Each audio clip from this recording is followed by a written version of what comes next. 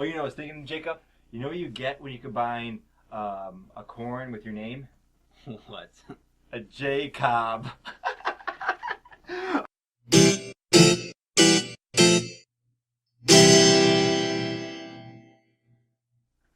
Hola Geek fans! It's that time again. It's 4:30. It's Friday. We're shooting from Goodrich Studios International, and this is Geeks at the Movies. My name is Shane Goodrich. I'll be your host this evening, and the man sitting next to me is our illustrious co-host and lead writer, the Mr. Jacob Hills. What's going on, guys? You know the deal by now, folks. This is movie and TV talk from our perspective, the geek perspective. So let's just get right to it. We got a lot to talk about today. We got King Kong, we got Godzilla, we got Force Friday. Oh man, there's just so much. This is epic. Let's do this. Item number 1 of the geek news. The newest trailer for the second season of The Flash is giving us a more extended look at what the teaser gave us the first small glimpse of. Jacob, talk to me about this. Yeah, and the first teaser that got released last week, it was very short. Just showed some like a quick glimpse of Jay Garrick, the new speedster, is going to come to the show. Atom Smasher, who's a new villain in the show, and this is basically the same thing, but it just showed us more. So we got to see more of Atom Smasher, and it revealed why he's there. He's there to he got sent back by Professor Zoom to kill Flash, and then Jay Garrick's there to warn him about it. So I'm overall really excited about season 2 of The Flash, just because of this trailer and what we're going to get from this season. What did you think about the trailer? You know what I thought? I thought, hey, one of the CW shows got a new helmet correct with the Atom Smasher. Isn't the helmet cool looking? Yes.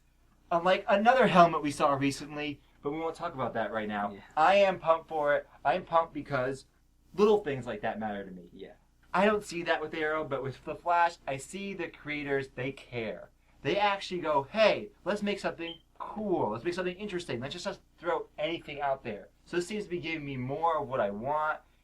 I still don't really, I would say more excited. I was already excited. This didn't really give me that much. It reassured me. That's what it did. It reassured me. Unlike the Arrow, where it just made me go, oh, they're doing more stupid shit. This is making me go, okay, I'm on board. I'm not really sure. I don't know these characters. Like, you mentioned these people. Dr. Zoom, is that what you said? Professor Zoom. I have no idea who that is, folks. But it doesn't matter because Flash has proven to me that they're good, and I have some faith in the material and the writers. You know a little bit more about the comic books world. I mean, what do you think about this? Well, yeah, being a bigger fan of the comics, it is a little bit more exciting to see these characters brought to life. And, I mean, I know nothing about Atom Smasher in particular, but reading about his past, like his comic book background, seems pretty interesting. What are Atom Smasher's powers? I'm pretty sure that he's just very strong and might have some kind of atom abilities. I don't know. But you're just making shit up now. Yes, I am. but there's actually some pictures that got released a little bit after this trailer got brought out, and it was just like some quick glimpses. We got to see like a close up of Atom Smasher. We got to see Cisco putting his finger on the Flash's emblem, because we know that that's gonna get changed to white from red, and all these pictures it was red. So I'm guessing all those pictures in Atom Smasher in particular are from a very early point in the season, and then it's going to evolve from that, and then we're going to get to see the new Flash costume, which we saw a picture of and we reviewed it on a previous episode.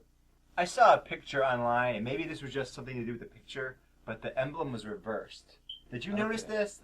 I didn't notice Somebody that. commented on this, so maybe it was on an IGN board, I'm not sure, and there was like the little logo down below for the Flash, and then you could see Flash in the shot, and they're opposite each other. Maybe that was just something to do with the camera or something, but you don't know anything about that? Because I was just wondering, because the logo is changing. What's the meaning? So somebody speculated in the forums that maybe it's two versions, because we're going to have different timelines and things are going to get crazy. Yeah, that could be possible. I don't think that's the case, but if it's switched, I think that's just... They've already had multiple Flashes, though, on the show. As in Barry, multiples of himself. And do you remember in season 1 when Cisco saw his new costume, he's like, hey, the emblem's white. And then he's like, okay, that means we're gonna have to change it in the future. Yep. So I think he saw that, and I don't think it has any real meaning. I think he's just like, okay, I saw that in the future, so now I have to make it that way. He's often a fourth wall breaker. Yeah. They really handled that part of the role, but they've done a good job of it. Another thing I like about the Flash compared to the Arrow, the humor, it hits. Yeah.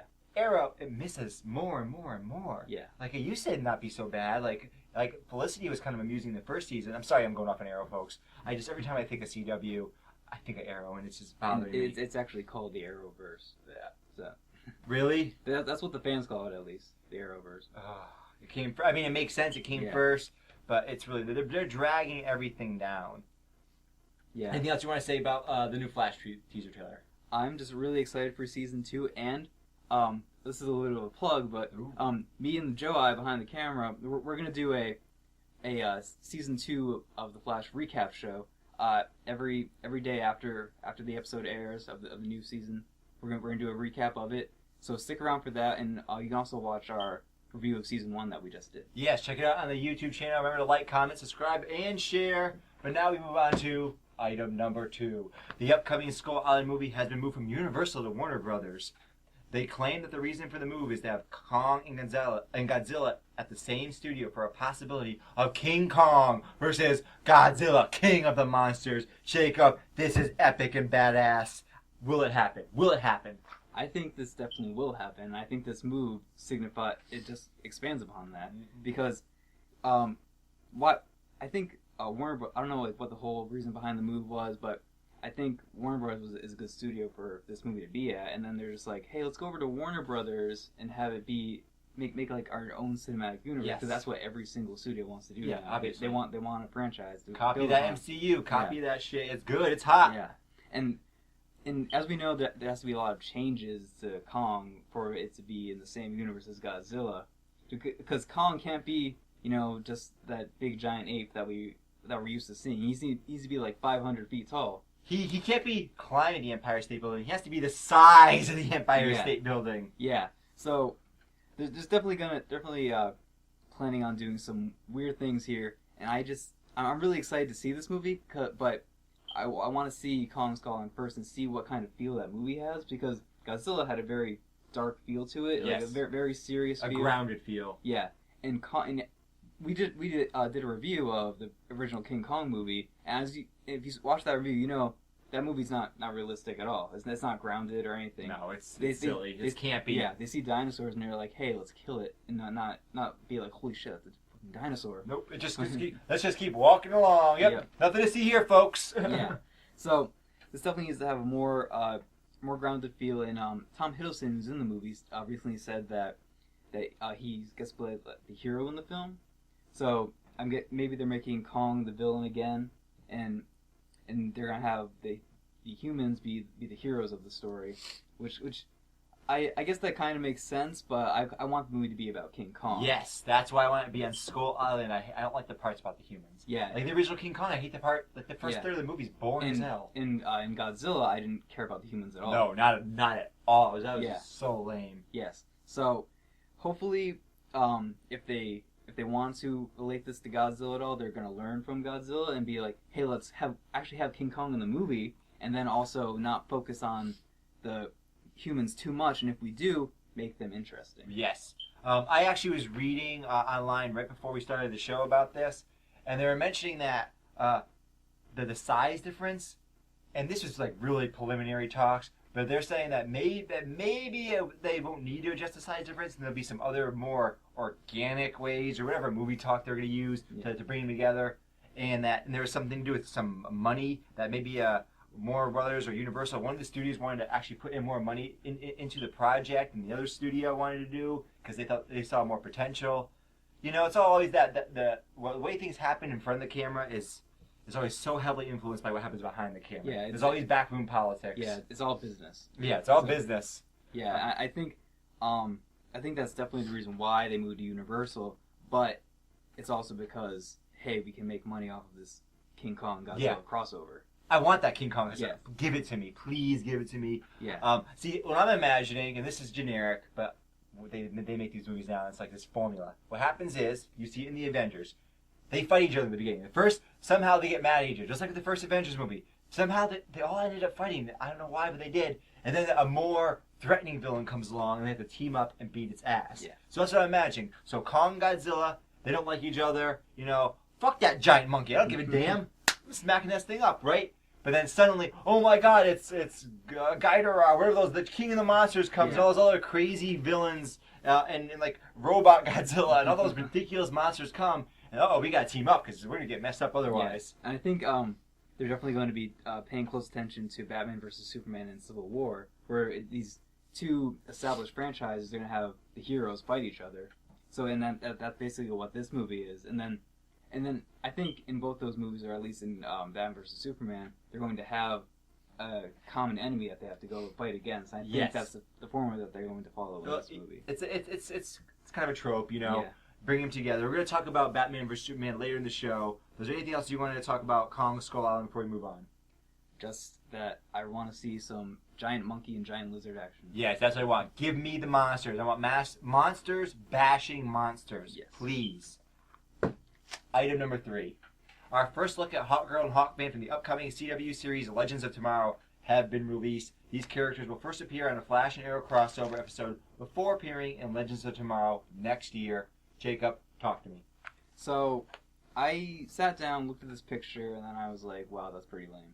Because I actually think Hawkgirl looks pretty good. I think... Medium. Yeah. And then Hawkman just looks awful. he just looks so dumb.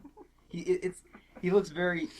He looks campy. That's what he's holding the mace, and which they could have made him look really interesting, like really cool, if they actually went with the comic book thing, which is the case that's usually not the case when they go with the comic book, how it looks in the comics. But he actually looks he actually looks interesting in the comic. They have him like wearing some weird leather outfit. Oh, the fucking leather outfits! God damn! Yeah, and it just doesn't work, especially with these characters who are supposed to be like have Egyptian powers, like they got their powers from Egyptian gods, and that doesn't work in this context. And I wish they actually showed them with their wings out. That would have made the picture like 100 times better. It definitely would have made it better because like you say, it looks like cheesy cosplay. But here's what I've come to realize. I was blinded for a while by this. You know, we talk about personal taste a lot in this show, and we're willing to overlook certain things because we're interested in whatever we're watching. So we'll overlook some flaws. I've realized with a lot of these TV level comic book shows, TV level superhero shows, I was really overlooking just how ridiculous they are. Yeah. I saw a picture of what is it called, Smallville, and they showed some of the characters on Smallville. And I've seen Smallville. I never watched it regularly, but I've seen pictures and photos before, and I used to laugh at them. I used to go, it's so stupid. How can anyone watch that? That's embarrassing. And then I'm looking at Arrow. Arrow's costume's like a Diggle, and these Hawkman, Hawkgirl, and I'm like, wait, this is the same thing. Yeah. The only difference is brighter colors in Smallville. It's the only difference I can see. Yeah. It's a shitty, stupid leather outfits. They don't make any sense. They're all exposed. They're not practical in any way. And Hawkman was actually in an episode of Smallville, and he actually looked cool in that. They had him they had him shirtless like he is in the comics. And they had him with like some pants and boots, and that was it. And then he had the mask, and it worked in that context. But like you're saying, it's just as ridiculous now as it was back then. Yeah, and I guess I was blinded for a bit, and I thought, oh, look they're updating. It's modern now, and it's not cheesy. Yeah. No, it's really cheesy and stupid, Yeah. right? If you pull back, you're like more and more I think about the Arrow. I'm really focused on the Arrow, as you can see. More and more, because I liked the Arrow when it first started. And I told Jacob when I first met him about the Arrow, I told him I don't think it was a good show. I never thought it was a good show. But I liked it because it appealed to my taste. But I didn't really realize how ridiculous some of it is. And I especially didn't realize how ridiculous some of it is when I see the contrast with other shows that aren't as ridiculous, that actually are really more grounded. So, for example, Daredevil is a great... Yeah. Holy shit. It's so much more grounded. I'm like, no, this is how you do a non-cheesy super... First of all, it's still cheesy, right? Yeah. It's still so much ridiculousness going on. Yeah. But it's enough. It's giving me enough. Yeah. We're going to be doing a Shane Watches on this movie called John Wick, the Keanu Reeves movie. There's a lot of fight scenes in that movie. And I'm watching the fight scenes in that movie, and I'm like, the person who did these fight scenes clearly has a legitimate martial arts background. Yeah. These are actual moves people actually do. You can see, watch UFC, you can see these. You go to a U.S. Army, Rangers field training manual, you can see these moves. You watch Arrow, and those moves are all made up. Everything they're doing is just made up.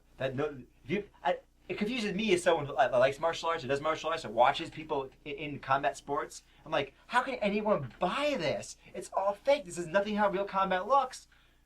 But they're just playing the fact that, you know, they're in such a small little world. Yeah. And I realized I was kind of in that box where I'm like, yeah, this isn't cheesy. No, it is really cheesy. Even Flash is really cheesy. Yeah. Completely ridiculous. It all depends on how you do it, how you execute Yeah. the show. And Flash does that excellently. Right. And then Arrow did it really well at first, and then just it went downhill from there. But I'm really hopeful for Legends of Tomorrow, and these characters are going to appear in a Flash and Arrow crossover episode before Legends of Tomorrow comes out. So I don't know which show it will be. It doesn't really matter which show it is, but I'm really excited to see them in that episode and see how they execute these characters. If they make them over the top, super cheesy, Right. or if they make them the more grounded feel that CW is kind of going towards, but they're also just kind of brushing it off to the side as their shows go on. Yes. So I'm really hopeful for how these characters are going to play out. But based on the look, it doesn't really excite me that much at all. I'm still generically interested because I still just like it. Like the little kid still lives on in me. Yeah. It's like, oh, cool, he's got powers and they're fighting and it's neat. Yeah. But then the adult in me is like, can you tone down some of this? Can you make this a little more believable? Yeah. I mean, I can suspend my disbelief. It's cool. We can go with it. I go with it on Daredevil. Like, on the big budget movies like Man of Steel. I mean, that's really ridiculous over time. If you really think about what's going on there in that movie, but everything is played so straight. And everything, the acting is done so well. The special effects are nailed. So it's like, all right, I can buy this. I can buy the ridiculous elements. With these TV shows, sometimes it's because of a smaller budget, so there's more cracks in the armor of the show. But then sometimes just the writers are so lazy. And I think in the case of Arrow and some of these writers on the CW shows, they're being a little lazy. Yeah. Right? Some like the choreographers are being a little lazy. Come on now. Yeah, I know you did your dance competition when you were a choreographer. That's where you started from. But this is not a dance. It's fighting.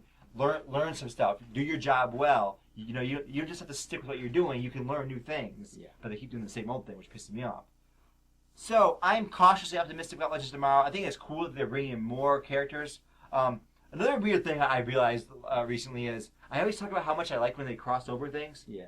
But I don't like any of the Flash and Arrow crossovers. I think they all suck.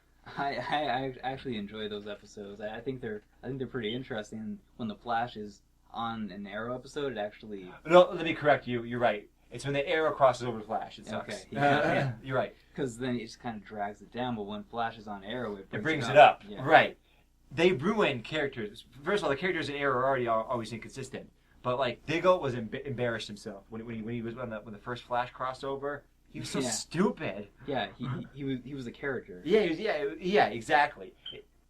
Right. So I actually had problems with the crossovers. So I hope this crossover is done well, because a lot of times it feels like the writers, they don't understand the other team. It's like, well, we write this way. Well, we're just gonna write it our way. You can't do that because the character's already established. You gotta stick with the character. Yeah. But we're talking a lot about this because, I mean, it's a big expanding universe, and I'm really interested in the CW expanding universe. I'm interested in Supergirl, which is not part of CW, but it's made by some of the same people making these shows. And I want it to succeed. I want it to do well. As much as I bash Arrow, I really want this to succeed because I actually liked it originally. Yeah. What else did you have to say about Legends? Anything else you got? See, I'm kind of past the point now where I'm like, we actually get to see all these like really obscure characters in these TV shows and movies. I'm actually kind of past that point, even though it is like still a little bit mind blowing. But now I'm at the point where I just want them to make good content. That's true.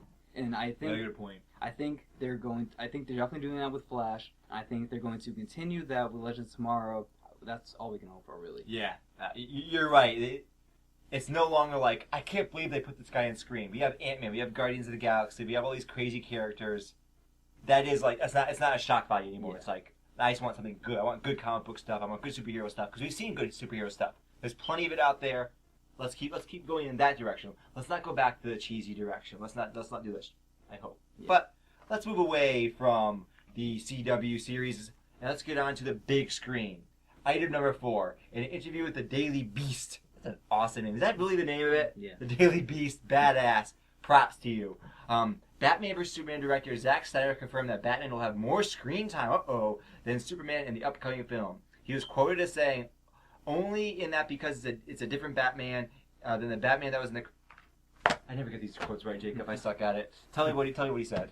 Okay, so I'll read the quote. Only in that because it's different than the Batman that we got in the Chris Nolan movies. So we have a bit more explaining to do, and you just had a whole Superman movie. But I think I think only in that way, because you need to understand where Batman is and everything, and that's more towards the beginning, but it evens back out as it goes on. So we're obviously going to get more Batman in this Batman vs Superman movie. It makes perfect sense to me. Yes. Right. And I agree because we just got a whole Superman movie, as he said. So in an origin movie. Yeah, and we need to understand more about this Batman. Right. Because he's, as he said, he's a very different Batman from the Chris Nolan movies, and I've gotten that feeling from the trailer that we've seen.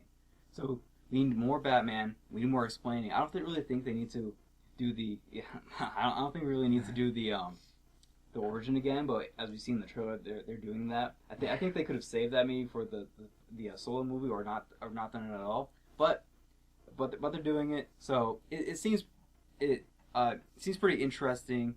The way that they're going with this Batman, he obviously is more brutal. He's more the fighter Batman. Bone crusher. And that's what I want to see. That's the Batman that I've grown up watching in like video games and in the comics. So that's the Batman that I want, and that's the Batman that they seem to be going with. And I don't really need that much Superman, honestly, in this Batman vs Superman movie, because they've already they haven't confirmed Man of Steel 2, but we know they're gonna do it. So I think they can definitely expand more on Superman in that movie and have Batman in this movie.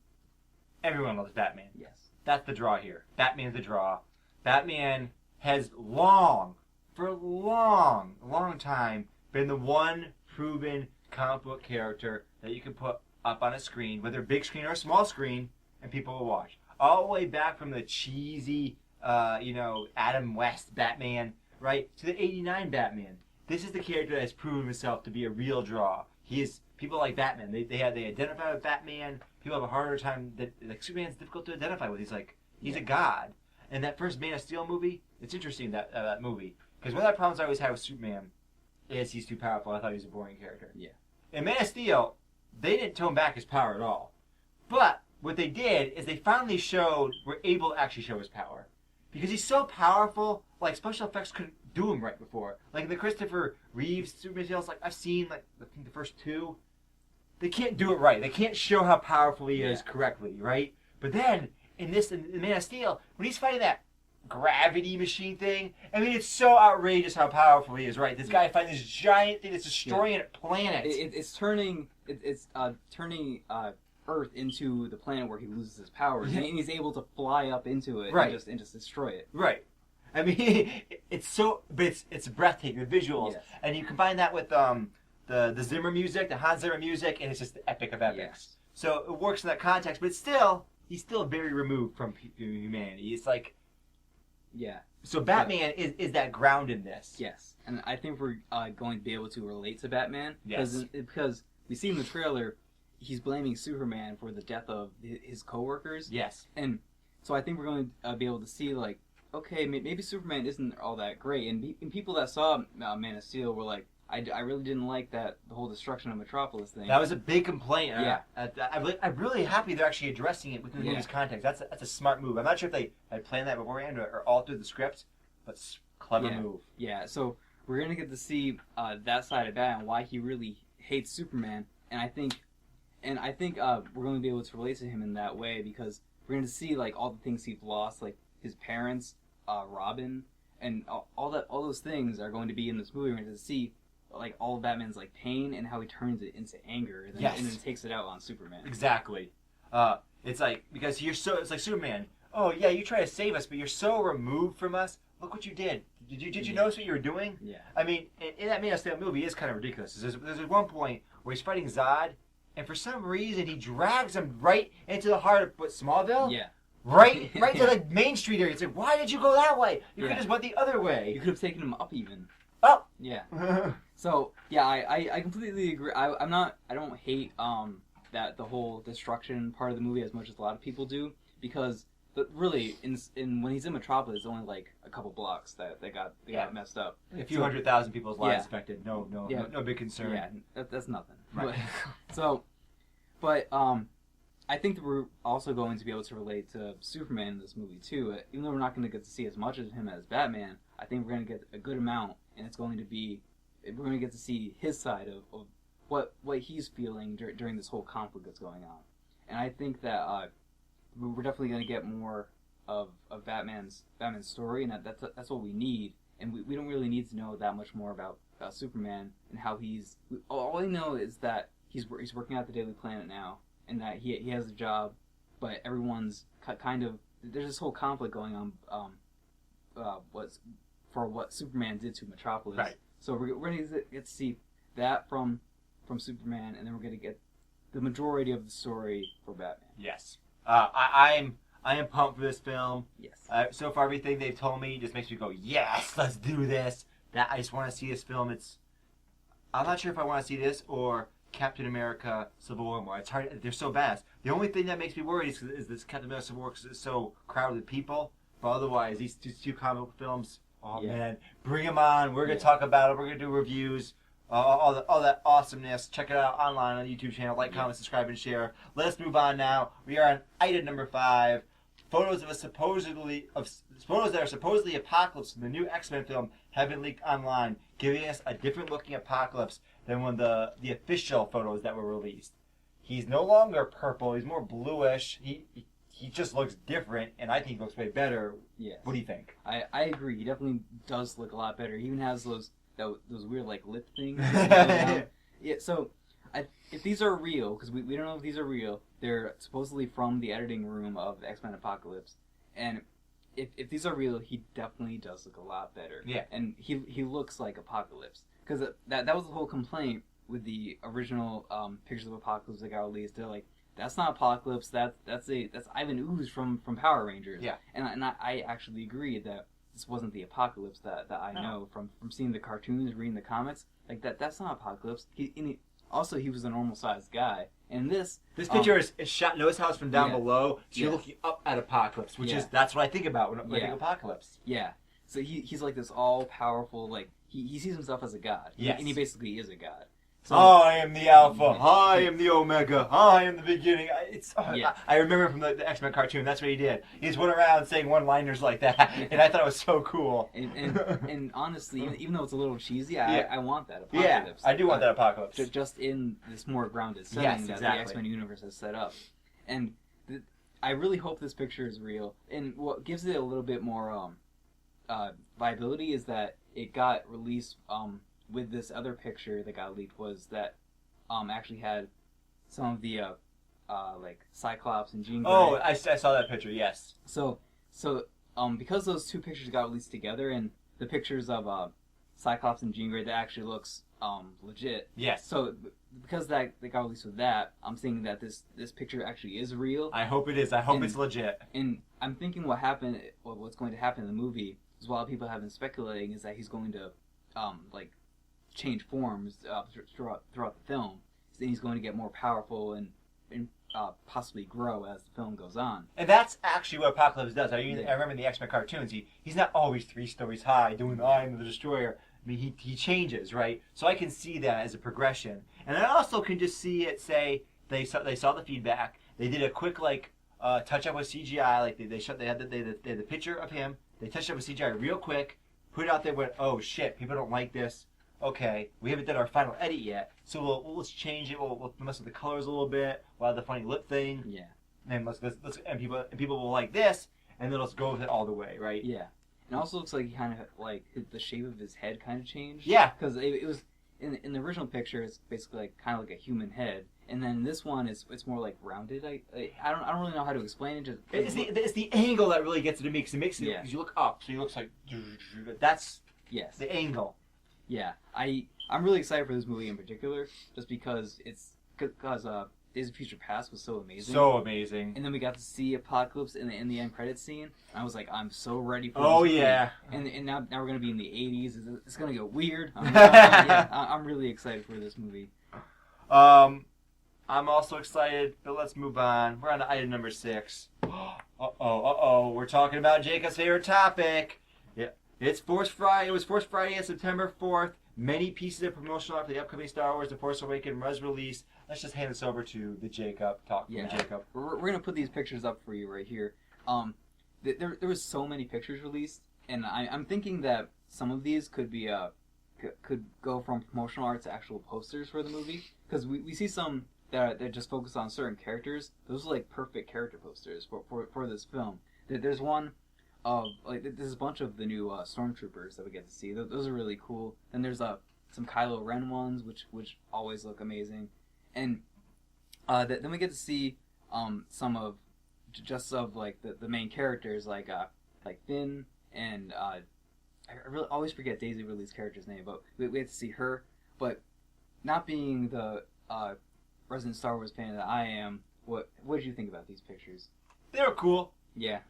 That's pretty much all. I mean, I'm never very excited generally for still pictures. Yeah. Like I've talked about this on Geeks Movies in the past. Like we had what was it, Black Panther? There was some like set photos released or something of them, and people were complaining, and I was like, whatever. I mean, occasionally they do something that I thought looks really cool or looks really bad. Like Apocalypse, I thought was really bad. But a lot of times it's like, if I don't cringe, if I see the picture and I go, all right, that's good enough for me. Yeah. Right? I don't want to look at like when I see Hawkman, when I see Diggle, when I see certain characters and I go, ugh. Because I know even with those characters, even with Hawkman, even with Diggle, it'll look better in the show. Yeah. I still don't think it'll look good, but it'll look better, right? I already know that because the lighting will be correct. So when I see some of these pictures, they're posters that you put them on your wall. That Jacob already has 7 of them that he printed out. But this is your thing. I mean, tell me about this. Well, like you said, I definitely, the ones I haven't printed out, I definitely want on my wall. But seeing these pictures, I was like, I was definitely like really excited. I'm like, because there's so many. I'm like, there's all these new looks at this movie, but we've seen all of them before. Yeah, it's nothing really new. That's the thing, right? If there's a trailer, like I got pumped with the trailer. I'm not as big a Star Wars fan as you, but the trailer when they get that original like John Williams theme in there, it's like let's do this, let's go. Yeah. But these shots, it's like, wait, I've already seen that person. I've already seen Kylo Ren. I've seen those people. Yeah, I'm waiting for that the last trailer that's gonna come out. I'm waiting for that trailer. Come on, J.J. Abrams, give it to us. But these pictures, they're just a little bit more flavor to add on to the excitement of the new Star Wars movie, and it definitely did that for me. It got me more excited, even though they're stuff that we've already seen. And I'm definitely going to. I know nothing about this movie. No one really knows anything about this movie. Nothing. What do we know about it? What do you actually know? But when I see Kylo Ren and I see Captain Phasma and the new Stormtroopers, I'm like, they're already so ingrained in the culture now. Yeah, it's amazing. Yeah, it's crazy. Like the trailers come out and everyone sees it, and then they're like, holy crap, it's a new Star Wars movie. I need to get all this merchandise, even though I know nothing about the movie. And I need a cosplay. I mean, I've already seen videos online cosplaying all these characters. Like, yeah. Holy shit.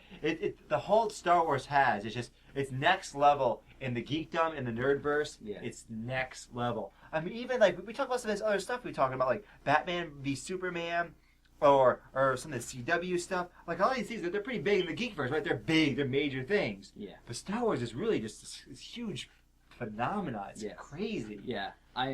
The whole thing about Force Friday was the merchandise. It was about the toys in particular. Obviously. That's what they wanted to get at. That's what they wanted to focus on. And then they released this promotional art in there just to add a little bit more flavor in there. And I've seen some of the merchandise. You actually can get like, it's not full size, but you can get a BB-8, the new droid. That is toy. Badass. I want that. I don't have $150 to spend, but I want that. It's really small, but it moves like the movie. Yeah. There's no way in hell I'm ever to buy it, but I actually thought it was a really cool toy. Like if I was bigger into the fandom, or if I just had more money, like I would seriously consider getting it. It's so cool. Imagine if Geeks of the Movies just had BB-8 right here, or we had it rolling around. Yeah. Whoever made that toy up, you're a brilliant man. I hope you get a cut. If you get a cut of the sales, you are a multi-millionaire now, sir. And then they have Kylo Ren's lightsaber. Of course. I want that, obviously. And they just release so much stuff. and I think these pictures actually kind of got buried in that. But then I stumbled across them, and then I was like, these are really cool pictures, and we should definitely talk about them because they, even though they're stuff we've already seen, they give us they give us a new look in a certain way, because it shows the kind of like artistic side of Star Wars, I guess. And Jacob, your sophisticated answer I'm not buying, I have to say. You just wanted to talk more about Star Wars. Yes, I want the segment to go on as long as it can. So, yeah, we're definitely really excited for Star Wars here, and these pictures just added to my excitement. Indeed. We are going to give you so much on Star Wars when it comes out. Check back at Geeks of the Movies. But now we've reached the part of the show that we like to call Geek Talk. Booyaka. This is where we talk anything from the geek side of movie or TV. You didn't expect that, did you? Yeah, I just busted it out there. I do what I want. So we talk about anything that we want. This week we're talking about Breaking Bad. Holy shit, Breaking Bad's awesome, Jacob. We're gonna be doing segments on Breaking Bad at some point. Yes. A lot of my favorite TV shows, Breaking Bad, Star Wars, Next Generation, Deadwood, Sopranos, whatever. At some point we're gonna be doing shorts on them. Maybe I'll do reviews. Who knows? But let's just do a little bit of talk about this average show. Not really a big deal. I don't think anyone really watched Breaking Bad as far as I know. Yeah, I know. I think it only lasted 5 seasons because someone watched it. Only 5 seasons. Only 5 seasons. In all reality, this is one of the best shows on television. Amazing. It was it had such an amazing. You're goddamn right. Yes. And with the release of Better Call Saul, season 2 coming out next year, I thought we should talk about this show. Wait, it's coming out. That's coming out until next year. Like the beginning of next year. Lame. That's what the first season did. Yeah, but Better Call Saul is awesome, by the way. Yes, it is. So, I thought we should talk about Breaking Bad, which is one of the best shows in television history. Yes.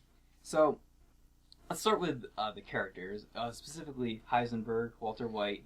He's one of the best, not just protagonists, but also one of the best villains in the TV show, because it was on that line where you didn't know whether to hate him or love him. Yes. And he played that part perfectly. Bryan Cranston was amazing in this role. And then you got Aaron Paul in there as Jesse Pinkman, who was fantastic.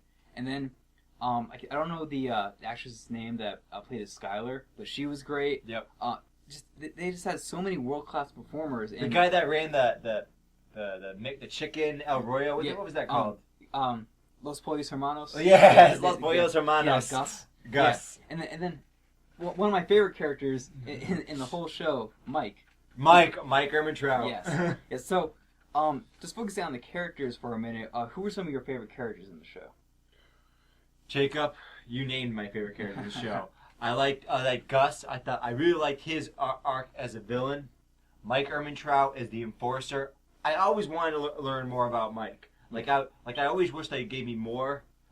And that was that fine line. There's always a fine balance when you give something something that they want. It's like a show gives you something. This is cool. Look at how cool this is. Like, but if you just keep giving it to him, eventually you become bored of it. With Mike Ehrmantraut, they managed to keep him mysterious, but we kept learning more and more about him. Yeah. It was weird, but he was still mysterious. Yeah.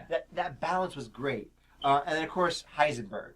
He was the reason I watched the show. Walter White was incredible. Yes. I place him up there with there's a couple other characters that I place up there what I call these ambiguous characters. One of my other favorite shows, Deadwood, has one of these characters. I don't want to talk about him because Jacob hasn't finished Deadwood yet. Where they do good things and they do bad things, right? Really, really horrible. Like they do extremes of both. Like things like, oh yeah, that's really good. Look, he tries to save Jesse. He puts his life on the line numerous times to save Jesse. And there's other times that he's just brutal. He just kills people. Yes. Right. So he plays these extreme roles, and it's really interesting. There's one other show actually, they're called The Americans, where there's these Russian spies, and every character on the show is very similar in the fact that they all do really horrible things like murder, rape, lying, everything, but they also do really good things. And I find it just really interesting, these great characters. And Walter White is the epitome of that great character. And he was just so compelling. Every time he's on the screen, I'm like yeah. And because he's doing extremes of both, he's actually like a real person. Yes. This is a guy who got cancer, and he wants to actually do something with his life. Yes. Now. So he's doing horrible things, but you're rooting for him, not just because he has cancer, just because you're having such a fun time watching the show. And his goals at first are noble. Yes. Right? He wants to take care of his family before he dies. Yeah. So he goes into the drug dealing business. He starts selling meth. But of course, he starts dealing with all these other crazy guys, and it starts to kind of rub off on him. And it's like it's just a constantly moving train. Yes. It show. It just keeps going and going. It's like just one event after the other. He can't stop. Like, he can't get off the train. That's Yeah. the thing. He can't get off the train. Because at first, he's like, I think it was like $750,000 that he calculated he would need to take care of his family. But then suddenly he got kind of into being a drug dealer. Yeah. So it wasn't. Then it started becoming about, being a drug dealer is kind of cool. I see us getting a power rush. Yeah. And then it just spirals out of control because then it just becomes about the money. It becomes about his reputation as a chemist. Yeah. And he kind of loses it towards the end, right? Yeah. And that's the train that you're on. Yeah. The 5-season train, right? Yes. I want to go a little bit into spoilers. So if you haven't seen the show, first of all, shame on you. And second of all, we're about to go into spoilers, so you can mute the TV or skip ahead. So, at the end of the show, we see in the final episode, we see the scene where he's talking to Skylar at the end, and then she's like, "Don't tell me again that you did it for us because you did." And he's like, "No, I did it for me. I liked it." And I felt like that was such a perfect line, just because it emulated everything about Walter White, because he was always lying, that always caused problems for him. And now at the end, when it's too late, he's telling the truth, but he's getting it off his chest. Yeah, it's just that. Yeah, it's true. He always lied. You could never help but tell. You never tell the truth. Yeah. You have to show. You can never do it. Even when he had what I would classify as legit justification for what he's doing, he still had to lie about it. It's just like the what do they call him? Perpetual liar, chronic liar. I can't think of the name of the person, but they can't help but lie. Yeah. It's like I can't tell the truth anymore. That's what he got into this box. Where it's like my whole world is a fabrication. Yeah. No one knows who I am anymore. Yeah. Because it's all fake. It's all a lie. Yeah. The only person that really knew who he was Jesse at that point. And he always had problems with Jesse. Yes. And I think it was because he knew him the closest, so he knew about all of these horrible things he's done. So he always clashed with Jesse. Always had problems with him. And then, one of my favorite episodes is the episode with the fly, when he's in the drug lab in Gus's basement, and there's a fly going around. He's trying to catch it. That was kind of like a filler episode, I guess. But it just added so much more to what was going on during with Walt during that time, because that was when he was kind of losing control. Yes. But he was also he didn't know whether he wanted to quit or continue being a drug dealer at that point, because Gus was kind of had control over him, so he didn't know what he wanted to do. And then he's trying to get control over this fly, and it's kind of like a metaphor. He's trying to get control over his life. Yep. And that's what was so good with the show. Yes. The depth of the writing. There was always more. It was always not just a surface level thing. Just like you said, Yeah. that fly meant something more. It wasn't just like, let's just throw a fly in there randomly. No. Yeah. Something that the creator of the show, Vince Gilligan, did so well was he made it so it was a really fun and compelling show to watch, but at the same time he had so much layers in like every single scene. Basically, he added so much to the show, and he directed the first episode and the last episode, and he said he wanted to direct the last episode because he was selfish. but I actually really liked that, because it was kind of the perfect cap off for the show. He bookended it. The guy that created the show, and I love that. I love the depth. I love when shows give me more. Some of these other shows we're talking about, some of these sillier superhero shows, they rarely do that. Yeah. Some of the good ones do that, but some of these more sillier shows like Arrow, even they don't give you that depth. It might be pretty good for a surface level thing, but there's not much meat underneath it. Breaking Bad, there's just so many layers to unpack. The characters are so complicated and complex, and they're not portrayed as these one-dimensional people. They do good things, they do bad things. Shitty things actually happen. Real consequences actually occur. My favorite episode is the third to last episode, Ozymandias. It's when Hank is killed. Yeah. Right? It was amazing. And pretty much people say that's really the last episode of the show, and then it's like an epilogue kind of thing, the last two episodes. That writing, that real visceral writing, like, they killed Mike. right? They weren't afraid to take risks. They had that little kid got shot. Yeah. I mean, I loved how they did this. I want to show that that's not afraid of his convictions. That they're gonna go all the way. Like, usually, like for when I'm watching a long show, like 5 seasons, I want a certain kind of ending. But Walter's ending was just obvious where it was going. It couldn't go any other way, and it wouldn't be true to the show. So the fact that he died, that makes sense to me. It was too late for the happy ending. Yeah. And they gave us kind of the happy ending with Jesse, though. Yes. Yeah. This movie just the show just has so much to it. It is actually like too much to talk about. So we're probably gonna do a more in-depth video on this eventually. So you can stick around for that. There's just so much to talk about and too much to talk about in this segment on the show. So stick around for our full review of this. Yes. And now for another thing that we probably don't have that much time to talk about, and we'll probably do a full review at some point. It's time for, what the hell is this segment called? Old School. It's for movies that are at least 10 years old. Jake, you know how it works, right? Simple, everything, blah, blah, blah. Taxi Driver, that's what we're talking about. Martin Scorsese, this is a classic film. Robert De Niro, he plays this guy he's a little deranged, Drake. He's got some issues, and he's got some problems with the government. But in the end, becomes a hero, inadvertently. Jake, Martin Scorsese is one of my favorite filmmakers. This is an astonishingly good movie from start to finish. Yeah. What did you think of it? Yeah, I don't really have that much, nostalgia for this movie because I watched it like maybe a couple years ago. Well, I have no nostalgia either. Yeah. I didn't see it until a few years ago myself. Yeah, but going into the movie, knowing that it's such a classic, I sat down, and then I started thinking that this is a little bit kind of like a romantic movie at first because he has that relationship with that woman who he's actually kind of like stalking in the beginning a little bit, but then it turns into a little bit of a romance, and then as the movie goes on, there's this like all these things happen to him in the cab and out of the cab that just change him into this really deranged guy, and it's amazing to watch that transformation that Robert De Niro goes through. Performance.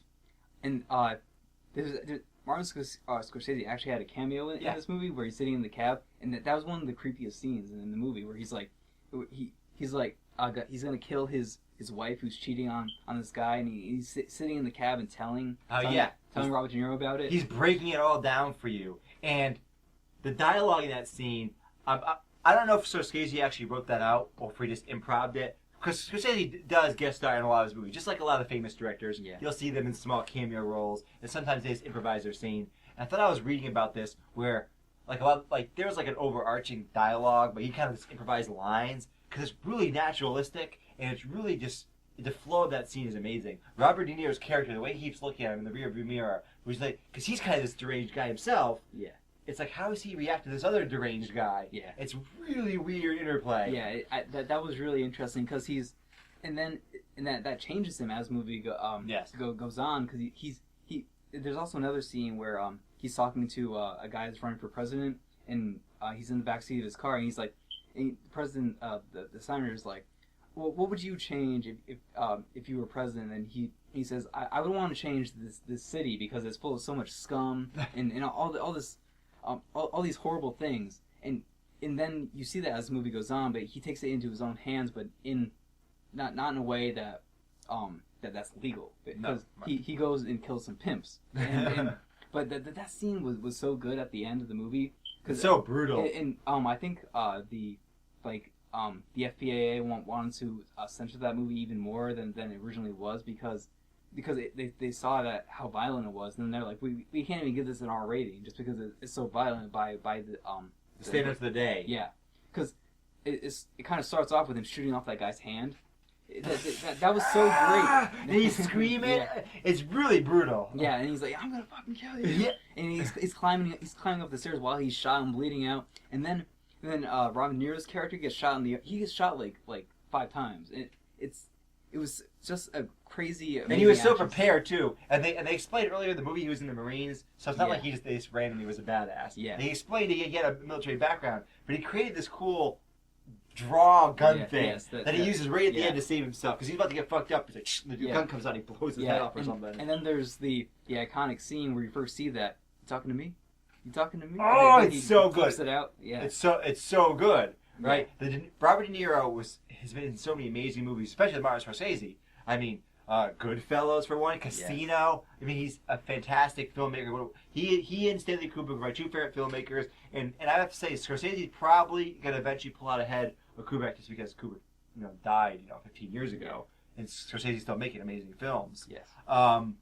So this again, we have lots of plans. Like I have plans for a whole massive review section of like all the things I like. It could end up being dozens and dozens of videos. But we've only been doing this for 4 months, folks. 4 months. So you gotta give us time. We're gonna work on it. If there's particular movies that you're interested in, write in the comments below. Put it in the comment section and say, hey, geeks, why don't you talk about this movie? It's really awesome. We might talk about it. You can also check us out on Facebook. You can email us at geeksatthemovies.ct@gmail.com. Twitter, Geeks at the Movie, get rid of the S. There's a character limit, so it's Geeks at the Movie. Tweet us, tell us what you want. Anything else you want to say, Jacob? Because we're at the end here. I just want to say one more thing about Taxi Driver. Say it. Suck on this. All right, folks. That's it. My name is Shane Gooch. This is Jacob Does the Tells. And we've been Geeks at the Movies. No. I'm not sitting here. Why do you think I was in that room? I can't film in that room. That's not have my personal shit on TV. Oh, I don't know what the fuck that is. Just ignore it. It was there. This is there. Where's the card? Is it in the computer? I haven't gotten 30 seconds yet, so I can't go out there to help you out. I have to get 30 seconds. Ah! Whew. Whew. Oh, there's Jacob there. Calm down. That's dangerous stuff going on right there. Dangerous stuff. Whoa, so much shit to bump into. So much shit to bump into at Good Series International. We don't have as much space, but we're just as fucking awesome.